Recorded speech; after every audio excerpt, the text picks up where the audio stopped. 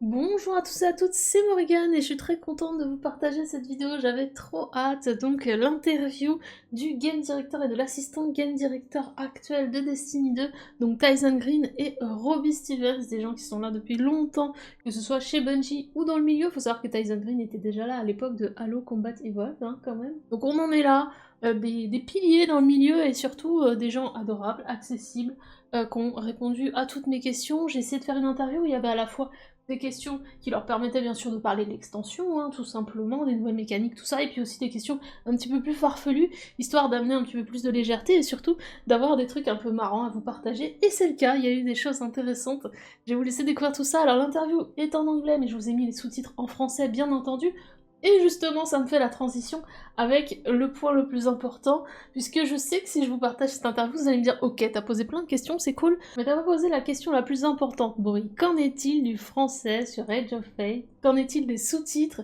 Actuellement, vous savez que donc il y a une grève dans le milieu des voice actors, et du coup, on n'a plus depuis quelques temps la voix française sur du coup Destiny. On a même eu quelques fois où il n'y avait plus la voix anglaise, puisqu'il y a aussi des grèves aux États-Unis d'ailleurs. Tout ça étant lié à l'utilisation de leur voix pour entraîner de l'IA, ce qui peut être désastreux pour le milieu, et c'est un vrai métier d'être voice actor, c'est pas n'importe quoi, et forcément les remplacer par des robots, c'est quelque chose d'assez dramatique à mon sens. On va pas refaire le débat ici bien entendu, mais je les soutiens complètement, et donc ils sont dans une grosse grève là-dessus, tant qu'ils n'ont pas de garantie sur ce point, et c'est bien normal, hein, c'est un sujet très compliqué, et Bungie les soutient aussi là-dessus, hein, d'ailleurs, normalement, en tout cas de ce que j'ai pu lire sur le sujet, et donc forcément j'ai posé la question, j'ai dit est-ce qu'au moins on pourra avoir, alors déjà on sait qu'il n'y aura pas le français sur Age of Fate, ça c'était déjà annoncé, mais est-ce qu'on va pouvoir mettre les sous-titres français en même temps que la version anglaise au niveau des voix, puisque jusque-là, si on changeait, du coup, si on voulait changer, en fait, entendre les voix qui existent, du coup, qui sont que la version anglaise, on était obligé de mettre le jeu en anglais. Et du coup, on avait les sous-titres en anglais. Ce qui peut poser problème si bah, vous parlez pas anglais, tout simplement. Lire des sous-titres pour de la VO sous-titrée français, pourquoi pas, mais forcément, se retrouver avec juste de l'anglais anglais, ça peut poser problème selon les connaissances de chacun, et il n'y a pas de mal à ça. Et bien, normalement, on m'a confirmé qu'il y aura, du coup, la VO sous-titrée français. C'est-à-dire que vous aurez à la fois la voix donc en anglais et les sous-titres en français. Normalement, c'est prévu pour Age of Fate. Et bien sûr, j'ai rappelé hein, que c'était très important pour les Français, la VF, qu'on était très attachés à ça, qui plus elle est de qualité, et surtout que ça pouvait être bloquant pour certains, bien sûr, de pas avoir la VF. Ce point étant éclairci, et d'ailleurs j'ai posé cette question après l'interview, je voulais pas entamer les 20 minutes avec ça, qui est finalement une question technique, hein, mais ils m'ont répondu avec plaisir, pas de soucis. Je vais vous laisser avec l'interview, qui pour moi était une opportunité folle, hein. Dès qu'on a eu cette proposition, j'étais en mode OMG, forcément, bien sûr que je veux faire ça, avec cette possibilité d'interviewer le game director, l'assistant game director, j'ai trouvé ça fou, donc merci à vous, parce que c'est grâce à vous aussi qu'il y a ce genre de choses, et pour quelqu'un de passionné par le jeu comme moi, c'est un truc de fou, même si j'ai pas fait un milliard d'interviews dans ma vie, donc c'était un poil stressant, donc tout en anglais avec les deux personnes dont je viens de vous parler, plus deux autres personnes qui suivaient l'interview, donc je peux vous dire, j'avais l'impression de venir passer un entretien d'embauche, mais ça s'est super bien passé, donc trop bien, je vous laisse avec ça. Vous noterez très rapidement que l'audio est pas fou, mais j'ai fait ce que j'ai pu, c'est enregistré sur un téléphone, dans une pièce où ça fait du bruit, il y a du bruit même ambiant, j'ai fait ce que j'ai pu pour nettoyer, vraiment par rapport à ce que c'était, c'est beaucoup mieux, sachez-le, et puis bah du coup comme ça au moins vous avez le son d'origine, n'hésitez pas à monter votre volume du coup sur votre lecteur si vous en avez la possibilité, et bien sûr vous avez les sous-titres pour suivre tout ça de façon un petit peu plus correcte. Voilà, je vous souhaite une bonne vidéo. Thank you so much for taking the time to speak with me today with this big new chapter for Destiny. It's exciting to see the team exploring new frontiers and also trying to improve the game as always with the new mechanisms. Maybe first introduce yourself. Yep. My name is Tyson Green. I'm the game director for Destiny 2. I'm Robbie Stevens. I am the assistant game director for Destiny 2. Perfect. Thank you. Yeah.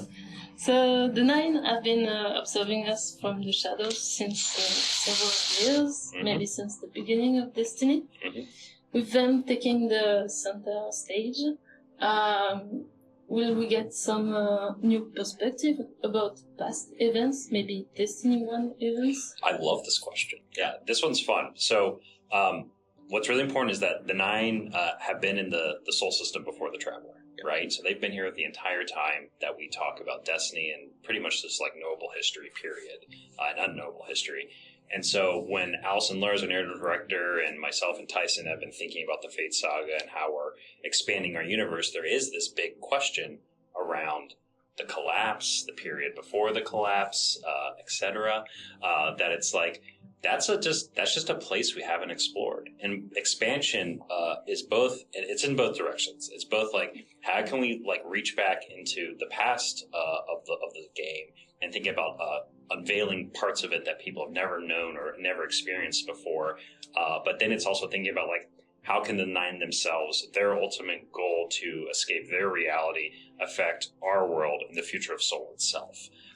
And so our big goal here is to be ejecting a lot of new questions in the game, some that we'll answer immediately, many that we won't, and just really get the speculation engine going for the game again in this new multi-year saga with the Fate Saga that you so nicely said we're starting this new chapter here, right? Starting this new book. And I think the answer is, yeah, there are some things that have happened in years past, in some cases many years past, that will come to greater light as the Nine are more fully explored in the years ahead. Yes. Thanks for answering the question directly. Yeah. And with Kepler, we got some new specific powers, like the matter spark, matter morph. Mm-hmm. Yeah, you nailed it. Yeah. How do these change the way the players explore and fight in the game? So one thing that was really important to us when we were building the Kepler abilities was a couple of things. One was that there are very clear answers to like obstacles and barriers and things that you see in the world. So you have this moment of like, how do I get through that? Or how do I deal with that thing? And then once you find the ability, you kind of have this aha moment of like, oh, that's how I can squeeze through that type space, or that's how I can affect that thing on the wall that's been glowing. What does that mean? Or that's how I can now open that treasure chest that's been bugging me for a really long time every time I pass by it. So that's like one of those like the core thoughts of how do you make players look at the world differently? How do you make unlocking different areas in free roam, and then ultimately doing more intricate puzzles in the campaign missions and the missions you're going to be replaying in the post game? How can you build up the abilities so that on that second or third playthrough of some of the content, it's going to feel different than that first one because the ability is more powerful or better. It allows you to do different things inside of the destination. And then on the second side, and these are combined, like second and third. Destiny at its core is about fighting stuff, right? It's about this power fantasy of this joyful combat and movement and expression of power.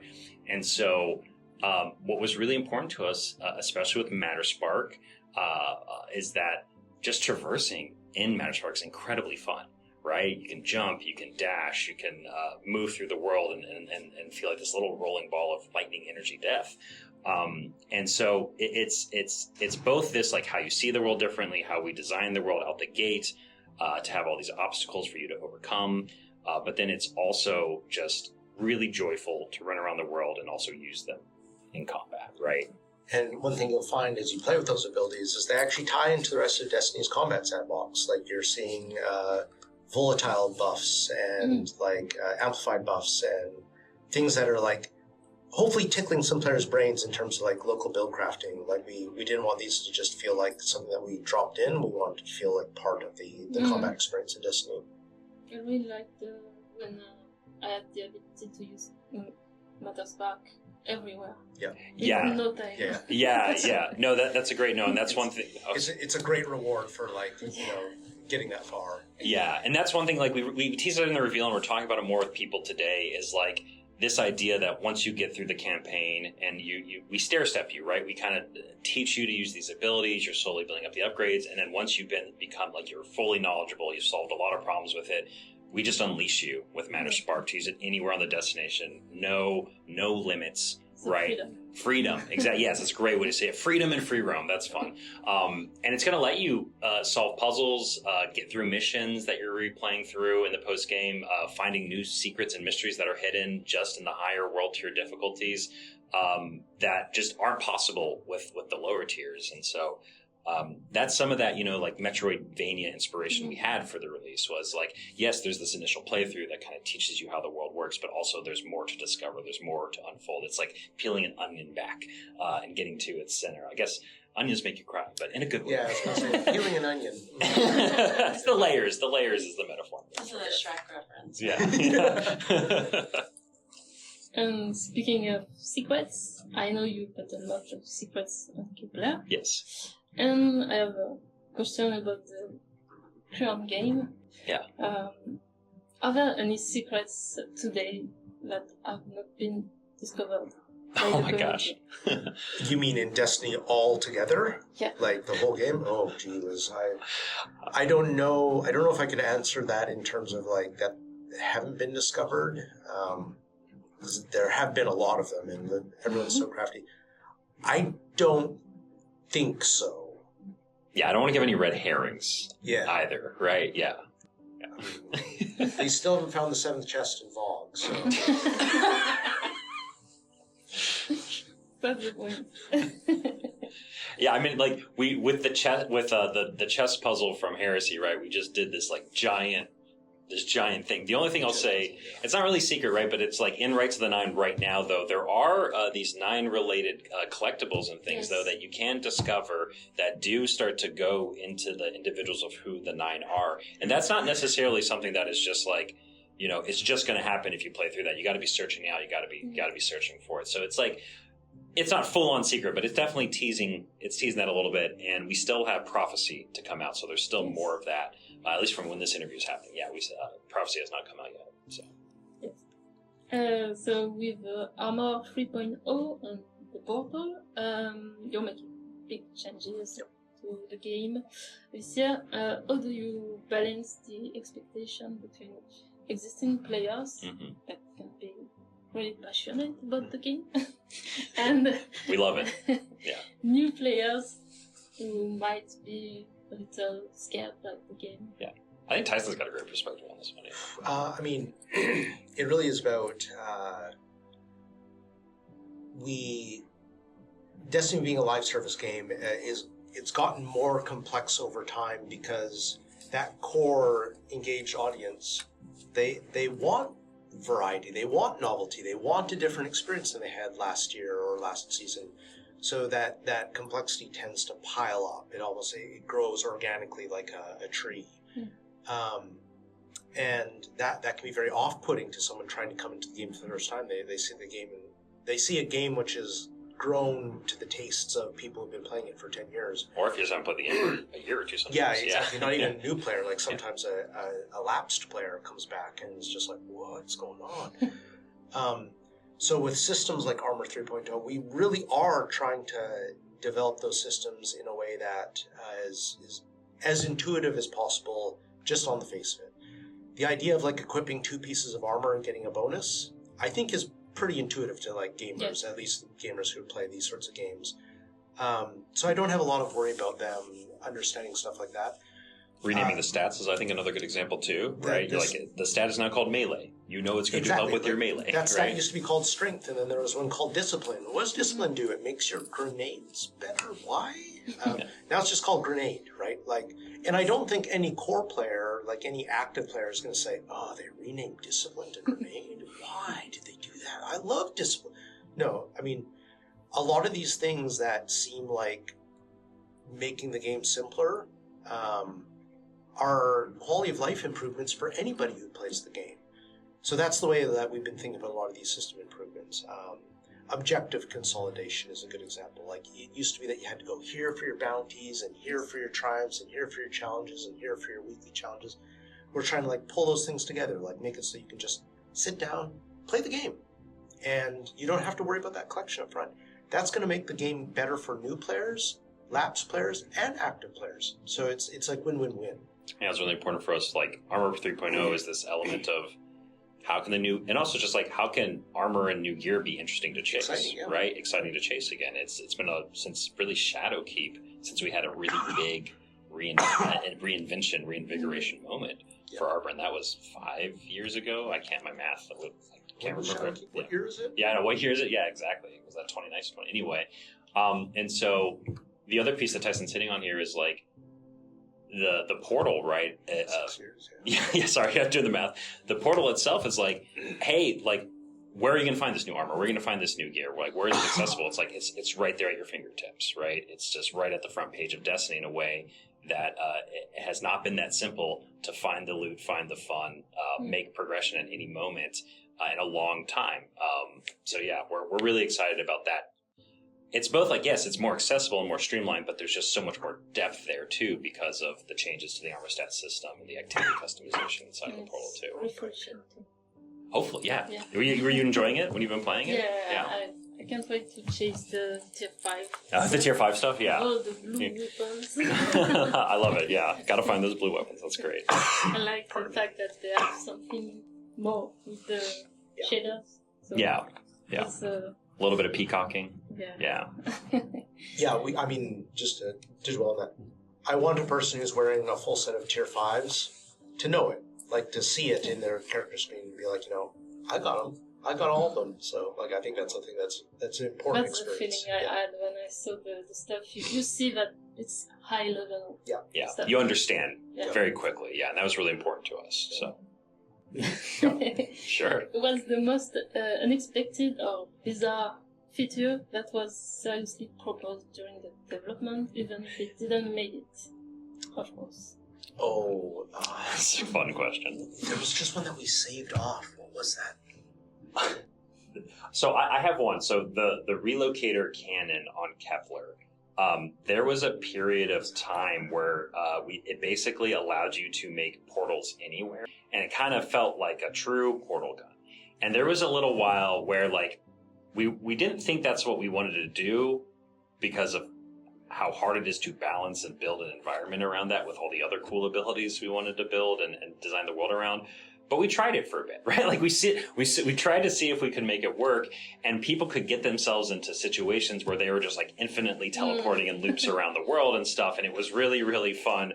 But it was also like, if the entire game was built around this, maybe we can make it work, but we've got Matterspark, we got Mattermorph, right? We got all the combat sandbox too, right? Of just Buildcraft and other things. And so it's like, let's hone this a little bit more. It's still going to be a really cool teleport portal type gun, but we had to rein it in a little bit. And we tried to make it work for a long time, and it was just one of those, we just got to rein it in a little bit. So That's very... I can't remember there's a good bug one that we like saved off recently, and I've seen so many bugs in the last like couple weeks that I can't remember the one. I do remember a pretty funny cinematic video though, where players can get the Ionian helmet, and one of them dropped like right at the start. So this Titan, player character Titan, is walking through the Ionian encampment, and all the Ionians are turning and looking at him. Like, it's like, how do you get that helmet? Yeah. It was just really like out of place. It's like they were staring at him because like there's this dude who's wearing an Ionian helmet. It's like it was subtly funny to me. It felt like a Monty Python skit. Yeah, it's like the Ionians have never seen a person other than their people in Lodi for a very, very long time. And so the idea that a random person walking up with their helmet on is just like, yeah, for us, I remember that. Yeah, that was great. Yeah. So, for the end, what's one thing in Age of Fate that you're the most excited to bring to life? Okay. Yeah, I one of the things that I think it's just been watching the team put it together, watching the inspiration from the beginning, like really is the Matterspark ability, right? And because it just it's so much fun. It's just so much fun to traverse the world, like just to run around the world in it, to be jumping, dashing, smashing into enemies, get the chain lightning going when there's a bunch of packs of enemies around, and just like leaning into just movement and the fun of that in Destiny has been really, really exciting to watch come together. And I'm incredibly proud of what the team has accomplished, and I think it's just feeling really good. I like the momentum you can keep with the jump and dash. Yeah, the air dashes and stuff. Yeah, there's actually a few parts too on Kepler where you can like fall for very long distances. And I actually was playing recently, and I realized if you kept dashing and jumping at certain points, you could keep your air dash going.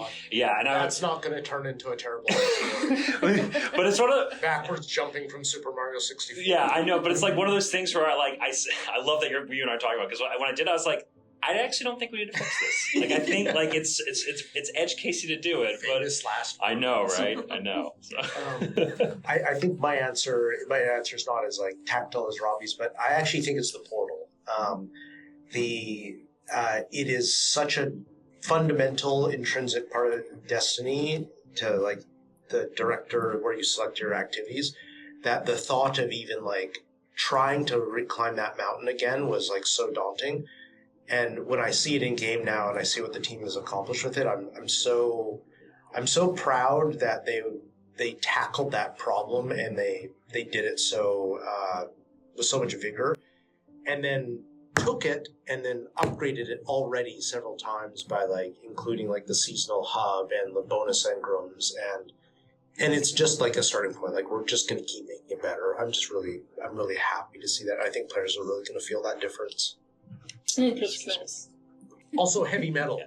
Heavy metal like really tickled me. I'm so happy. I'm so proud of the team actually like embracing that one. I like watching the tank trick shots. Thank you. Yeah, our pleasure. Thank you very much. So, yeah.